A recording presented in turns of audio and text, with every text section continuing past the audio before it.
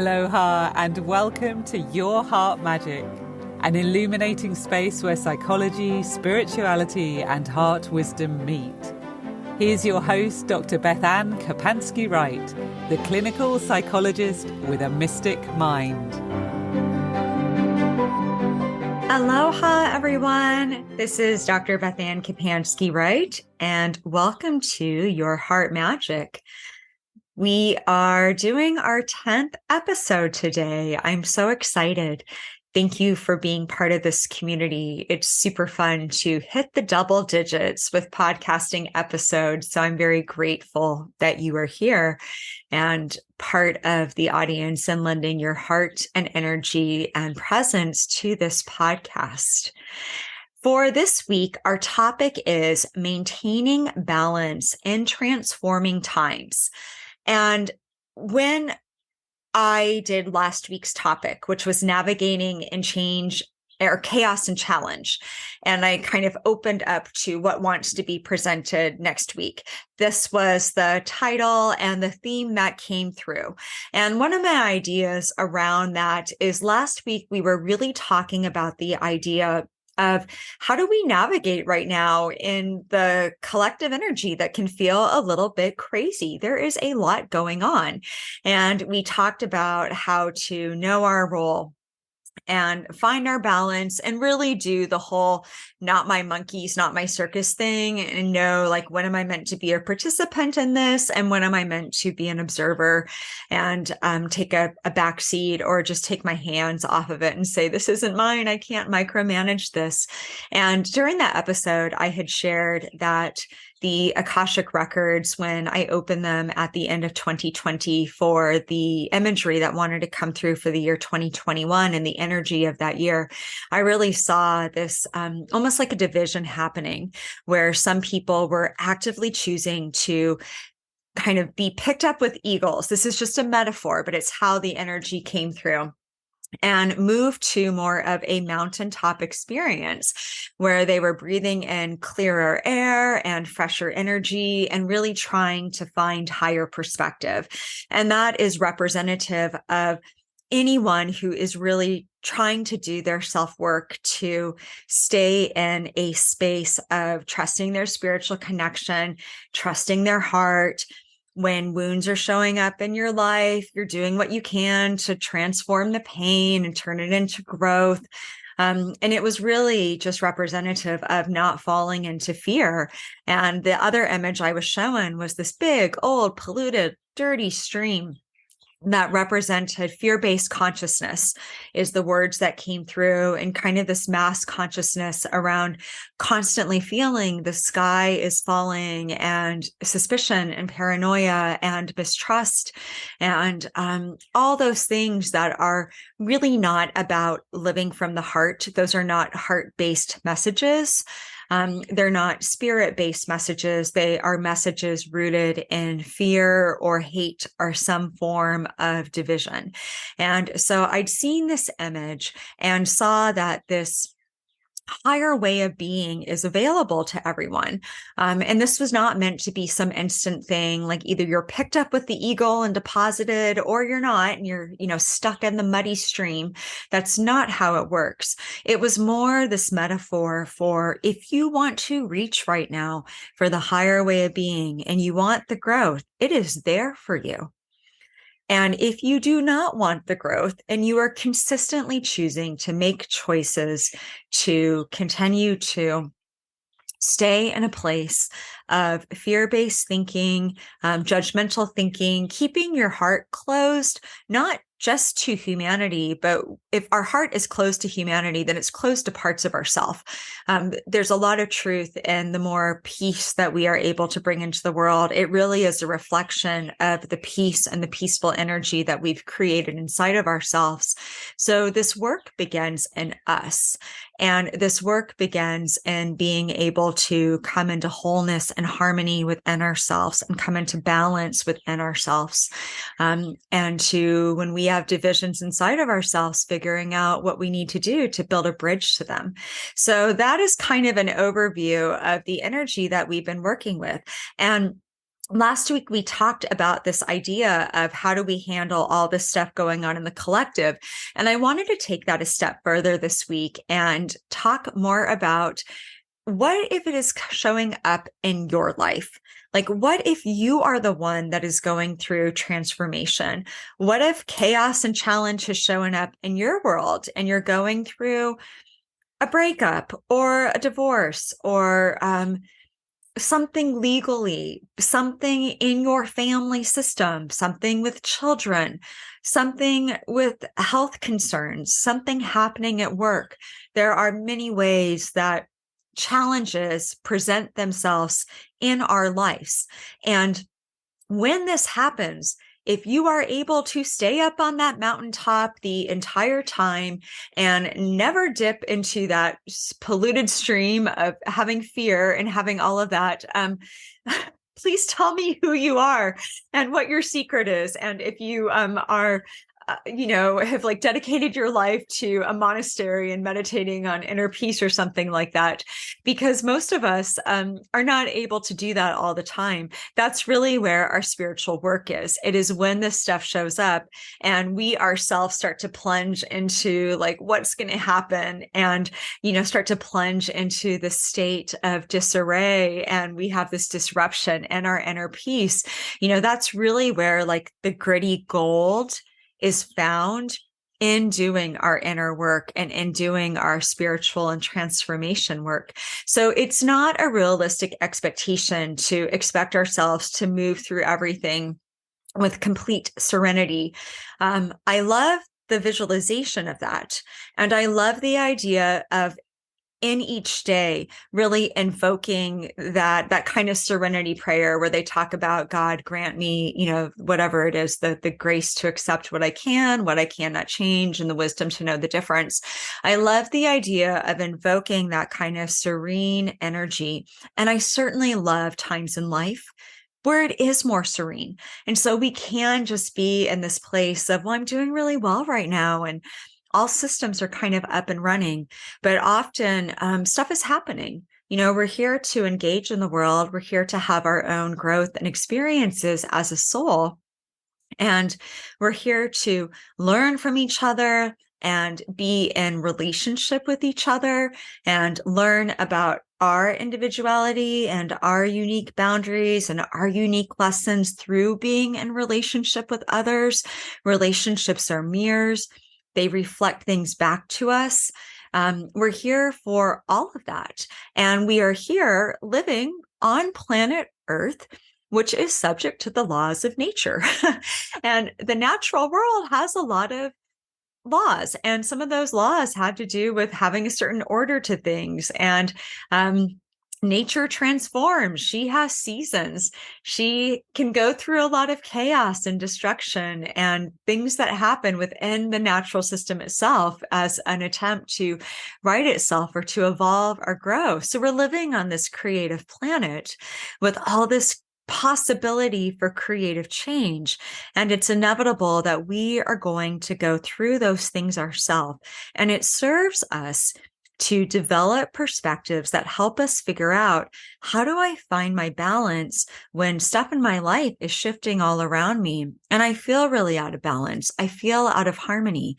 How do I find things to anchor me and to find good grounded psychological perspective and healthy spiritual perspective, so I feel equipped to navigate this with a little bit more serenity in my heart? And that's the kind of things that we're looking at today. And we're kind of already into this conversation just from what I've already said.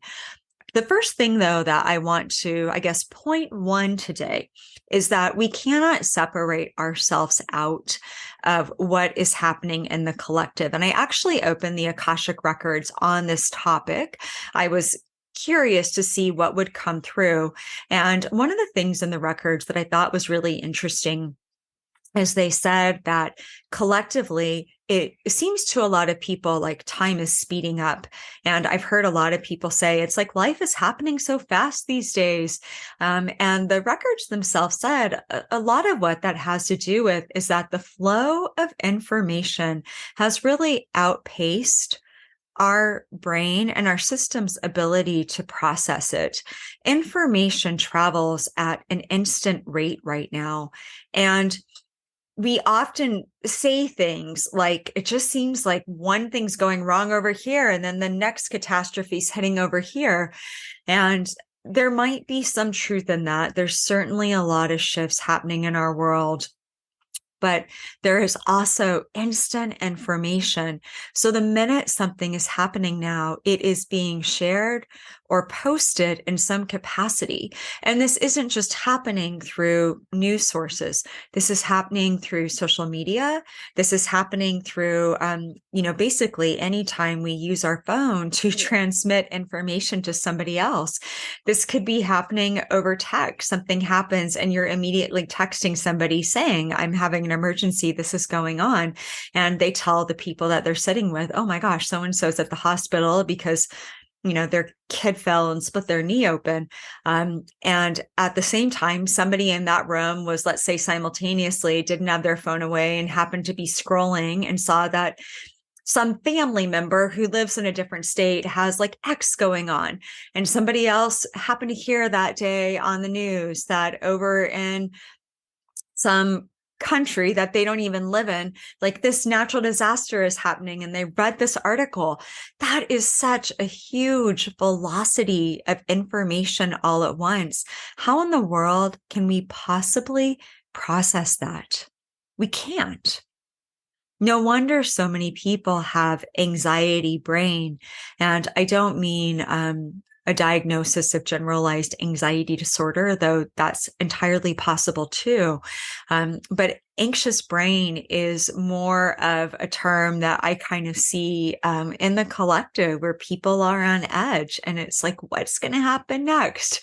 Oh no, what now? And it's almost like people are primed for expecting bad things to happen. And it's so hard for us to move from anxiety brain into our heart when we are constantly bombarded with information. And so all those strategies that we talked about in last week's episode are beautiful ways to handle that kind of velocity of information. We need perspective for how to work with that. But it is unrealistic to think that as things aren't happening in the collective, that they don't have a ripple effect into our own lives. Because just because like you're doing your work to stay in your center doesn't necessarily mean the people around you are. So let's say something's happening economically and the world's kind of panicking and freaking out right now. It seems like there's a lot of that going on. And you are in you're dating somebody and they are in a place where maybe they're in banking.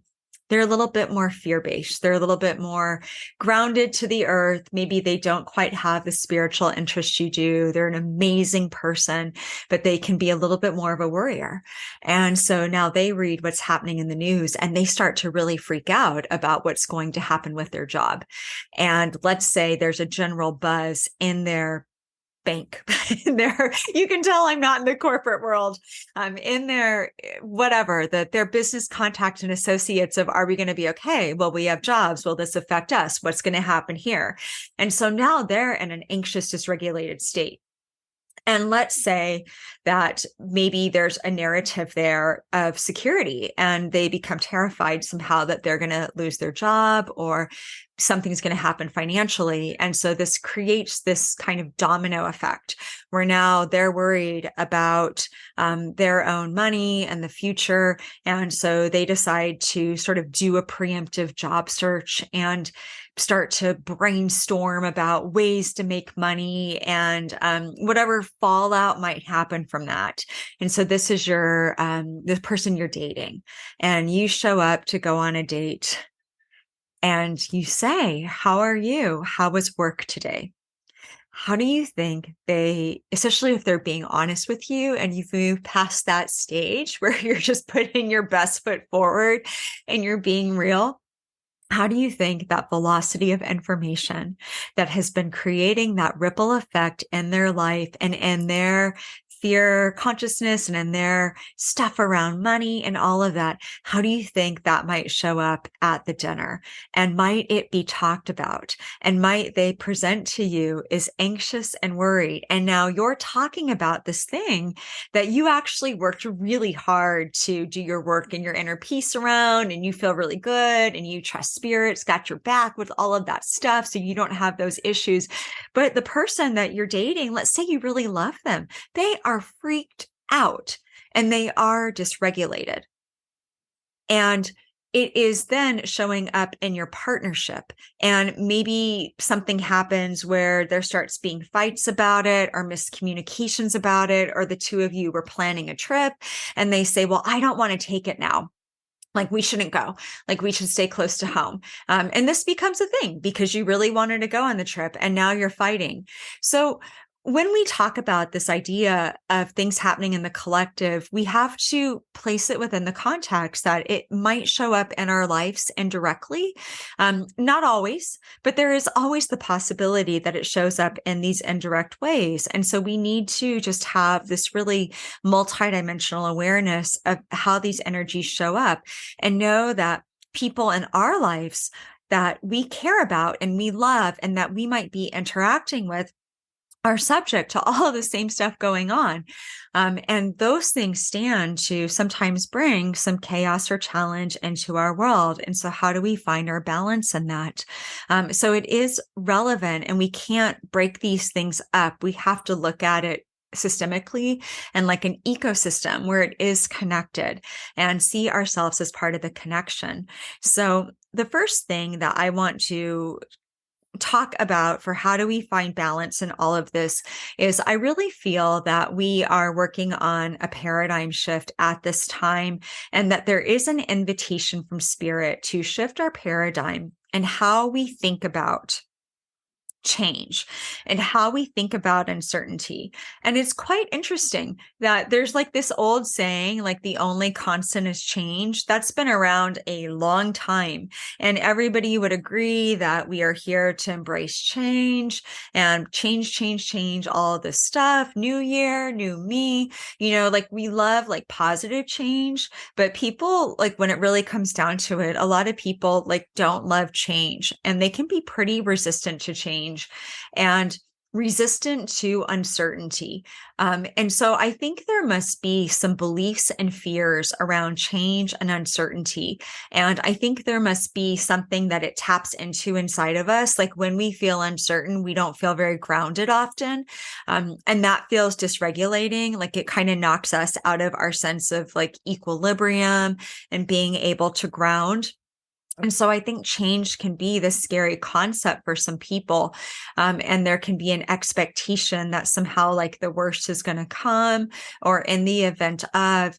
And I really see that there has been this big invitation to shift the paradigm for how we think about concepts like change and challenge, and really redefine those in a way that we bring more of a curious, adventurous, open-hearted spirit to them, which is easier said than done, but it is absolutely where we need to be in order to effectively find balance within shifting energies and in transformative times.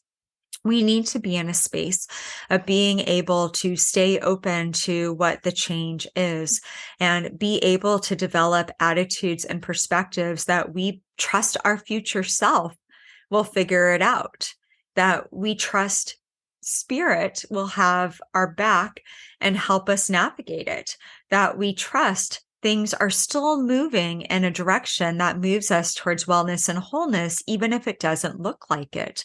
And the only way to really shift that paradigm is to root out the stuff that blocks our ability to truly believe those things.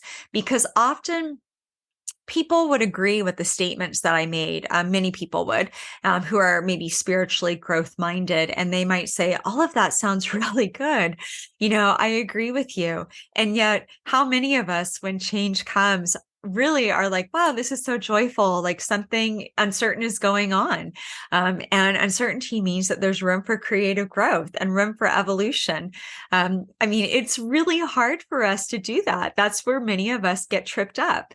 So I think that the best way to shift the paradigm is to realize like what is keeping us stuck and to really work with some of those core values that have to do with trust and self-trust. I love the idea of saying, I trust my future self to figure it out. I also deeply appreciate the affirmation of I trust my heart to heal what it needs to heal in my life. We often make the mistake of thinking that our mind is like the only tool that we have. And so our mind has to figure it out. And if our mind can't figure it out, that somehow we are lost and directionless. And you actually have a lot more tools in your toolbox than that. Your heart is a much more powerful attractor, resolver, portal, space of magic than your mind is. Your heart is so much more powerful than your mind. That is what this podcast is all about. This is heart-based perspective. You have the capacity to rock your spiritual connection. That is a huge thing in your toolbox as well. And you have the capacity to change your mind. One of the beautiful things we know about the brain is that neuroelasticity exists. It means that our thoughts do not have to remain fixed and rigid. Our brain has the ability to create new neural pathways and new ways of thinking that support us in new ways of being. So our mind actually can be this fantastic, imaginative, creative creature that helps us imagine a reality or an outcome or a solution that we can't quite imagine when we think our mind is our only tool. And if I don't problem solve this and have it equate in this moment, somehow there's no solution. So the first thing that I think we really need to keep doing is shifting our paradigm and really learning from nature. Nature is process oriented. Nature is cyclical. Nature is seasonal. Divine feminine wisdom is how some people might think about this. And there's been a lot of buzz in spiritual circles about the divine feminine returning and the rising of the feminine, and all sorts of things out there about those kinds of energies. And divine feminine energy would say you do not have to have it figured out. You just have to maintain trust that the process itself is bigger than you. And this process is leading you through something that is going to have a more healed and whole outcome than what you previously imagined. So there is a paradigm shift happening right now. And part of how we find balance is by learning how to shift our paradigm.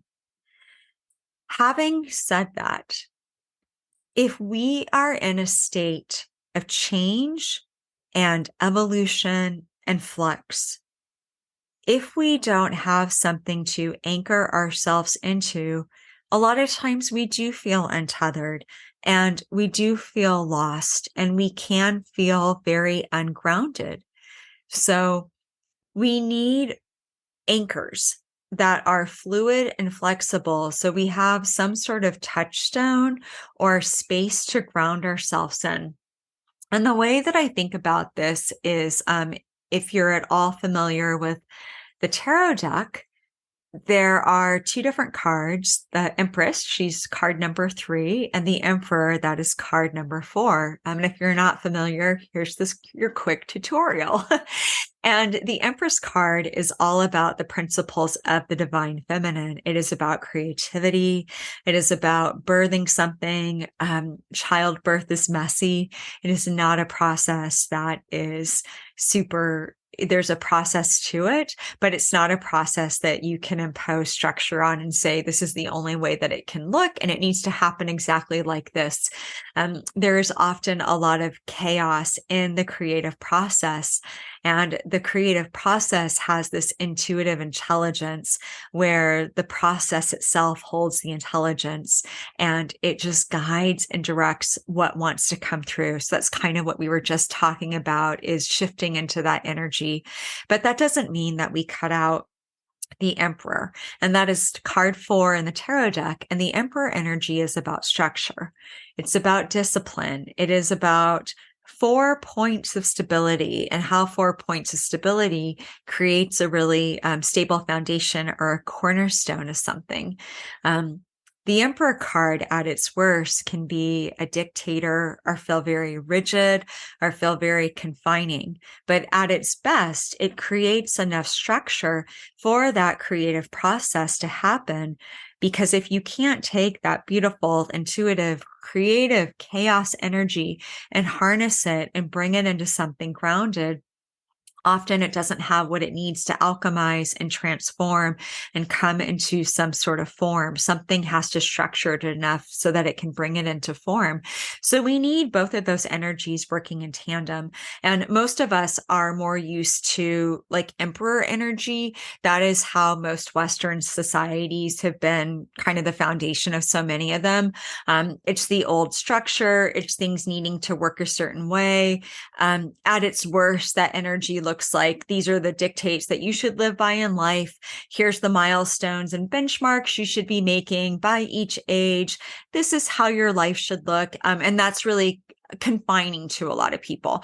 A lot of people have decided, just because my parents did it this way and their parents did it this way doesn't mean that's what I want for my life. I think I want to create something different. So all this glorious, beautiful, creative energy is coming through, and these systems are being challenged. And that's happening in multifaceted ways, which is fascinating to watch. For us personally, it means that we have to figure out how to take the best of that Emperor energy. Every tarot card would have a light side and a shadow side, and the light side of the Emperor is how do we organize and structure something so we can move the greater energy towards the greater good. So when we talk about what do we anchor ourselves into, I think this is where our core values really come into play. And writing out like 4 core values, the way that this presents in my mind is making a big square and thinking about what are 4 cornerstone values that hold true for my life. I did this exercise earlier today, and mine were love, compassion, authenticity, and humility. Those are 4 foundational things that if I'm feeling really lost or chaotic, I'm able to bring myself back to a foundational place and just ask myself, okay, well, how can I walk in love right now? How can I be authentic and figure out my truth in this situation? How can I be compassionate? And that needs to start with ourselves. Like, how can I be compassionate? Like, if I feel like a hot mess, how can I bring the voice of compassion into myself? And how can I be humble? How can I use this chaos that kind of reminds me, I don't care who you are. You're not getting out of life unscathed. You don't have some past to something. If you have a spiritual gift or some brand of wisdom, or you've studied psychology for 20 years, you don't get a pass out of human stuff. We can always come back to a humble place and realize we are no more than or no less than, anybody or anything else on the planet. We are all part of this interconnected ecosystem. So for me, those are 4 of my cornerstones. There's other values that I could have put down. Those are just ones I've been working with a long time that I strongly identify with. But yours might be light or truth. They might be justice. They might be freedom, whatever your values are. And when I can bring myself to a place of coming into that structure and saying, how am I anchoring myself to love right now? That helps me move through something, because I can always come up with an answer to that. It's always going to be different. Love might be being really kind to myself and saying, you just need a really human day, go be a hot mess. Love might be, you know what? I feel really stuck right now. I feel like the most loving thing that I could do for myself is create some movement today. So I'm going to go XYZ. Maybe I'll set up some tiny goals. Maybe love is, let's say I'm having a conflict with somebody. Maybe the most loving thing I can do is just say, I'm going to just give this a spirit right now and give the situation breath and just ask that spirit brings love in. There's no right answer to any of those. And so to me, that is how I conceptualize having a structure in my life. And there's certainly other things that give me structure, from where I live to my home, to my family, and all of that. But one of the things in my story that I've talked about quite a bit is how I made this huge change at midlife and moved to Kauai right when I turned 40. Interesting enough, right during my year of structure and stability, I took all this awesome Empress energy of creativity and change, and I literally was destructing my life in Alaska and knocking down all these old structures with the intention of coming over to this place and constructing a new life.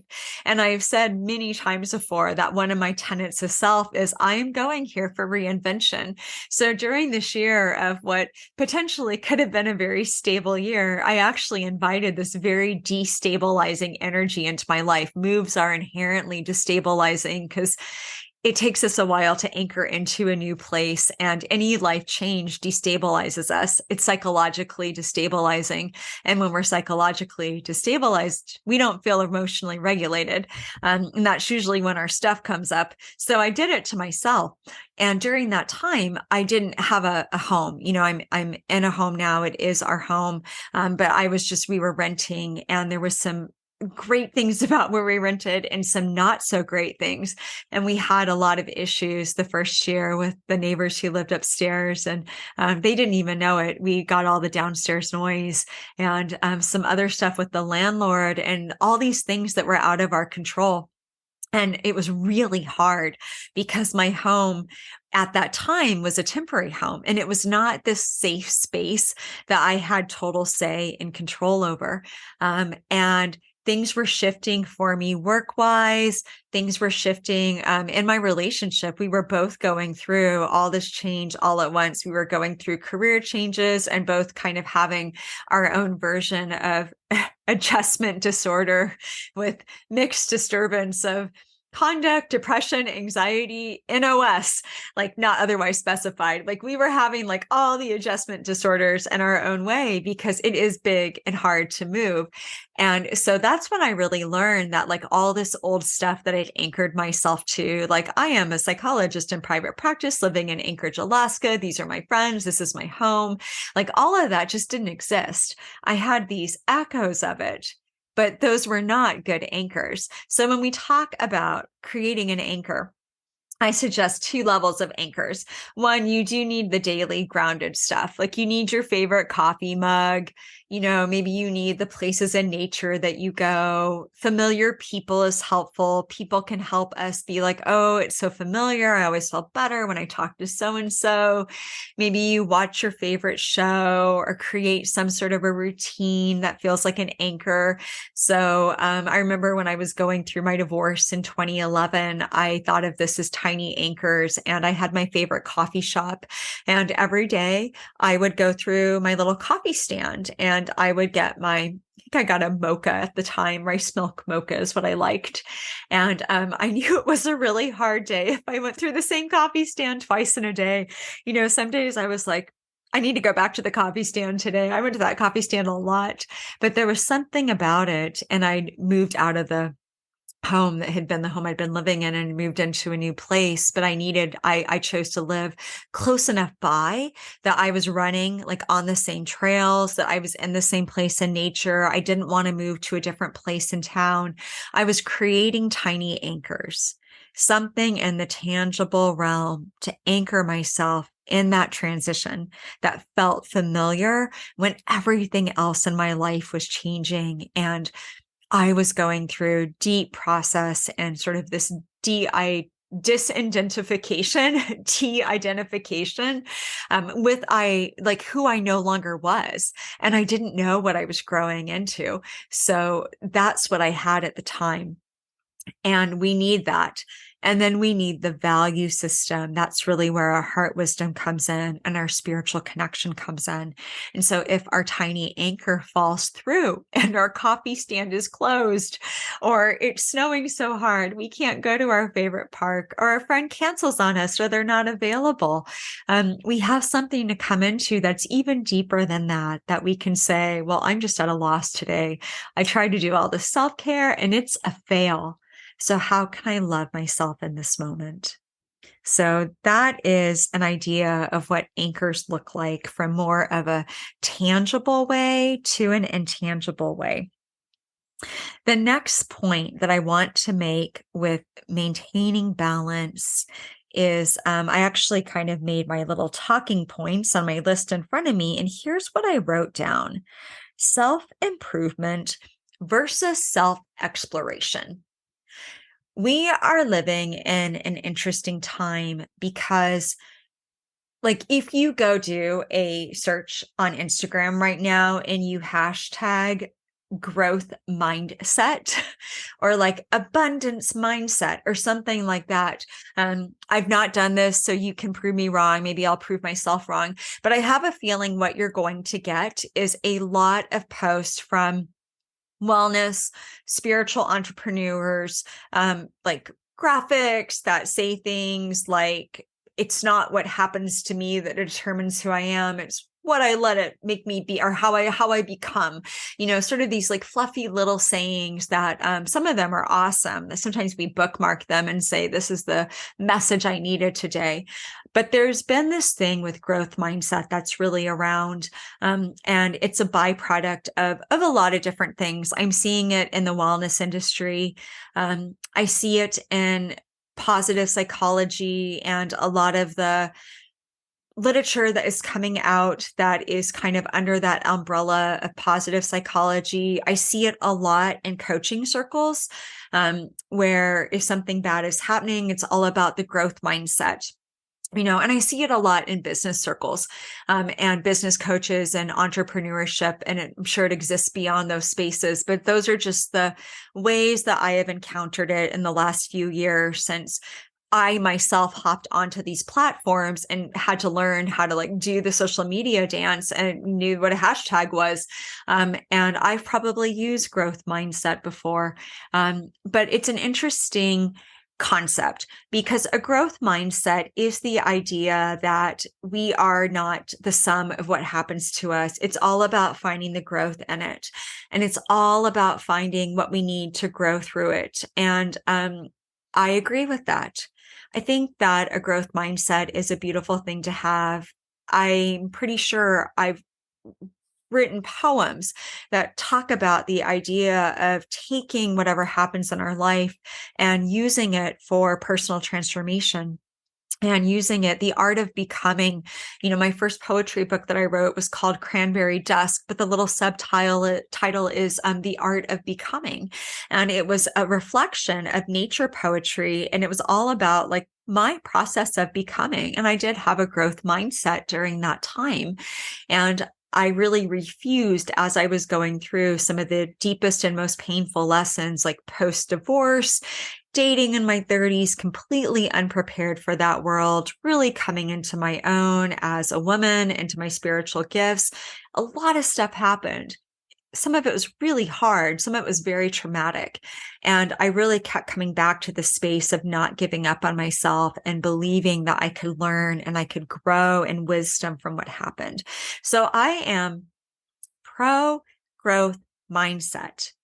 However, I think that if we growth mindset ourselves so much that we are always looking for, how can I grow through this, that there is the risk of not allowing ourselves to be in a really messy moment where we feel stuck. We can't be growing all the time.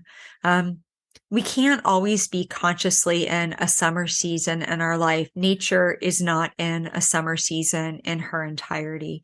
During the winter time, she is growing, but it's really about that quiet gestation period. And it's about nature receiving and resetting herself and whatever's needing to take place underground so that she can grow and flourish in the spring. We talked earlier, we're living on a natural planet.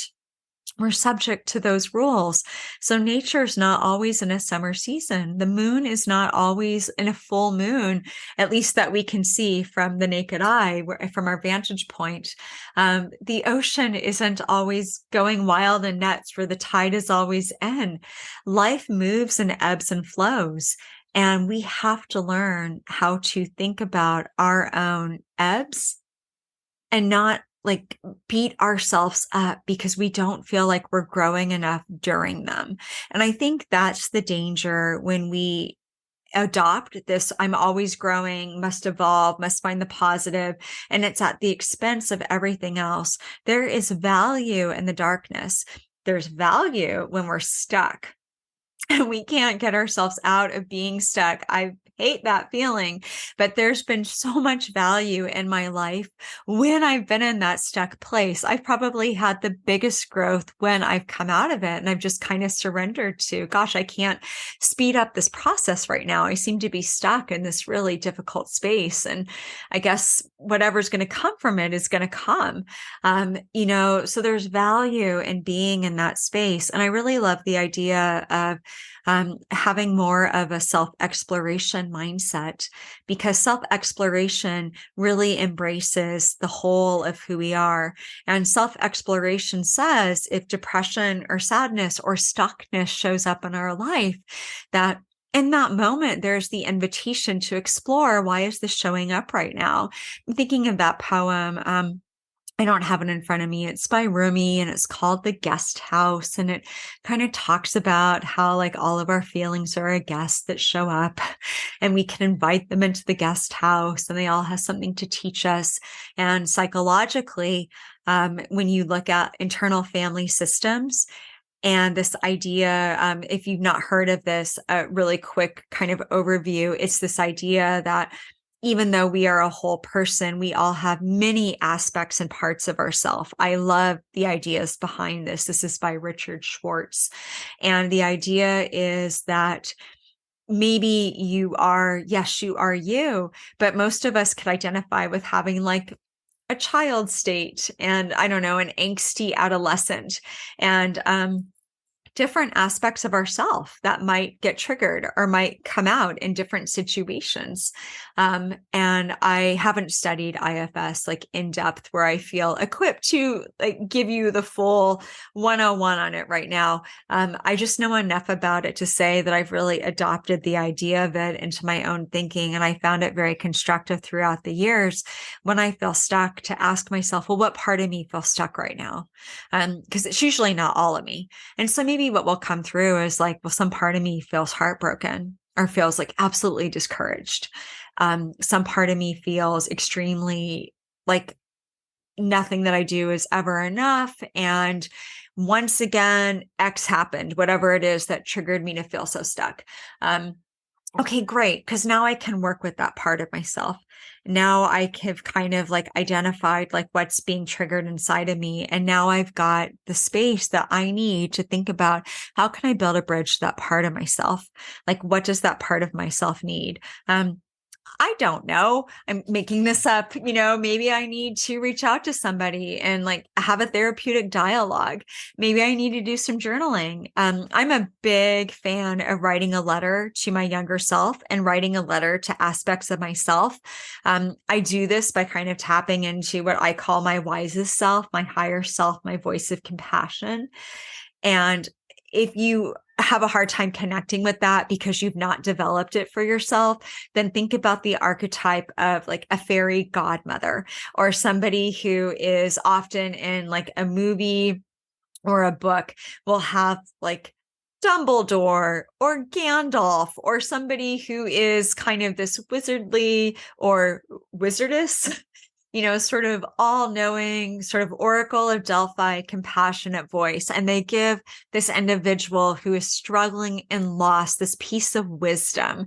And it is kind and it's compassionate, and it might not be exactly what they want to hear, but there's something about it that's really comforting. So I tap into that practice voice inside of myself, and I will write a letter and say something like, you are so brave for being willing to take this risk, that you continually choose to live by your heart and to say yes when the voice of life invites you to make these big changes and risk.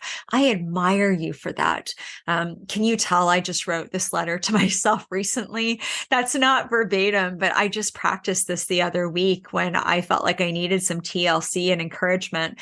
And I kind of realized like nobody else was going to say to me what I really needed to say. It's not really their job to. It's my job to work on that wholeness inside of myself. So I did this in my journal, and I sat down and I wrote this like, dear younger self. And I am practiced at that voice because I have converted a lot of it into poetry throughout the years. It's woven into my books. So if you've never done that before and it doesn't roll off, that's fine. But maybe take the idea of it and just think about like, what message does that part of yourself that's stuck need to hear right now? What do you wish like the best friend, or maybe you have a loved one who've passed on, or you kind of, sometimes it's like we yearn for something and we don't know what. Well, what is that? Or like if spirit could descend to you and an angel could tell you something, what would they say? Think about, what do you need to hear right now? I mean, a lot of times it's so simple. It's like, I love you. You're going to be okay. I still believe in you. You haven't gotten off track. Life is just hard. The messages are usually very simple. So when we explore ourselves, it is an invitation to chase that feeling down and take it deeper, as opposed to saying, I feel bummed out today and I don't want to, so I'm going to go do all these good things for myself and have a self-care day. There's nothing wrong with that. That actually might work. I'm also a fan of turn that frown upside down. But if we can't shift the energy and it shows up the next day, then it's helpful to be like, well, hello there, BethAnne blue. Thinking about colors now. Here's this color in my palette. It's very melancholy. What does the blue have to teach me? To work with it through art, through writing, through visualization. These are the ways that we explore ourselves. And it's why I'm such a big fan of any kind of work that invites us to engage with ourselves with self-discovery. All right. Moving on. So one more point that I wanted to talk to today about maintaining balance in transformative times. And everything that I'm saying, some of it might be familiar where you've heard it before and it's a really good refresher. Some of it might be presented in a slightly new way. All of this they're the things that I do that have helped me. And they are hodgepodge together from personal experience to things I've learned as a psychologist and things that I've tapped into to help me feel equipped to do my job. If I'm teaching it to somebody, I'm probably receiving from it myself. I don't give to somebody and say, try this if I haven't tried it. It's just not how I work. And I'm a really curious student. I want to learn. I want to grow. I want the growth myself. And I want the growth that comes from embracing all aspects of myself. So everything I'm talking about is this compilation of that. And some of it's Akashic wisdom and spiritual wisdom. And I've kind of alchemized all of it into this podcast to create a dialogue around this is the paradigm that I think we need to find that balance. And so the last piece that I want to talk about is the idea of finding balance in our heart connection. The whole idea behind this podcast, Your Heart Magic, is rooted in heart wisdom. And we're talking about heart wisdom every single week with a different topic. And some weeks they're a bit more psychological, some weeks they're more spiritual. Who knows what else is going to come through? We're only on episode 10. There's many more to come. I don't know. I'm excited too to figure it out and to be a part of this. But really, all of this is rooted in this idea of our heart holds this intelligence.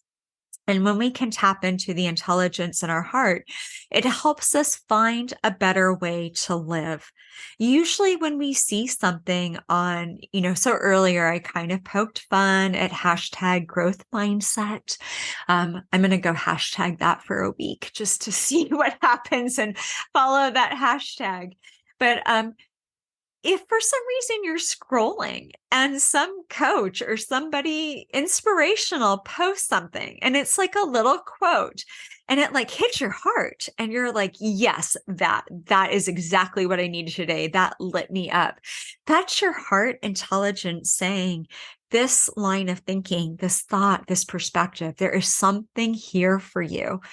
We light up over those things because there's truth in them. And they might not be all encompassing multidimensional truth that takes into account every eventuality all the time for anywhere. That's where some of that stuff falls short. If we exclude a lot of other voices and ways of thinking. But if it lights you up, then there's an aspect of truth in it for you. And we've talked about the idea that you are creating a soul collage as you go about your life. You are pulling pieces into you that resonate with your soul, that reflect the truth of who you are, that reflect the truth of your purpose and what you are about in this world. So if something lights you up, that is your heart wisdom speaking to you. And when we can get into our heart wisdom, that is the best way to find balance, even when life is going on around us and it is going through chaos. Earlier, I mentioned my divorce and I mentioned finding tiny anchors during that time.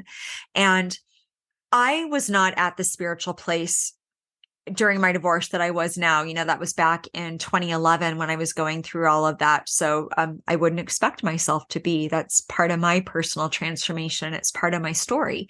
But, part of the story behind my divorce, which I've lightly touched on, was really hearing this part of my heart, feeling like some part of me was trapped, this voice in my soul that was rapidly outgrowing the life that I thought was my own and that I'd created for myself. And this part of me is kind of what took charge back in 2011. And it's like she intuitively knew things that I didn't quite have conscious knowledge of at the time. Longer story for a different day. But, I've had the vantage point now of this all happening 12 years ago and kind of seeing where my life might have gone and seeing what's happened since that time in my life. And I can very clearly see that this aspect of myself was just able to see, like, you will not find the growth here that you need to become the BethAnne that you are meant to become in this world, to shine your light the unique way. You're not going to find it. And at the time, that part of me kind of took over. And I say that part because, I really had a lot of work to do in the days to come. And I had a lot of work to do after the divorce and repiecing and processing what just happened. And all of that is this huge part of my spiritual awakening and my story of how I really stepped into my spiritual gifts. And so I didn't have all those spiritual perspectives at the time. I didn't know what the hell was going on with me with a lot of these things. But what I did have was this trust in something in my heart. And I remember being really attracted to the work of, I'm going to say it wrong. It looks like Rainier Rilke when I read it, and it's vernacular in English. I'm sure in German it's like Rilke or something like that, Rilke. And there is some quote that he wrote, and I think it's Letters to a Young Poet. And it is something about like being patient towards all that sits unsolved in your heart, and that you have to learn to love the questions, and that it's through just living life that you learn to answer those questions. That's how you find the answers, is through living the questions. And I really related to this idea of being patient towards all that was unsolved in my heart at the time. Even then, when I had no language for it, I didn't really have a great sense of heart wisdom. I don't know if I use that word. I was attracted to symbols of the heart. I was attracted to quotes about the heart. The idea that my heart knew something and was leading me towards something and was guiding me, that existed in my consciousness at that time.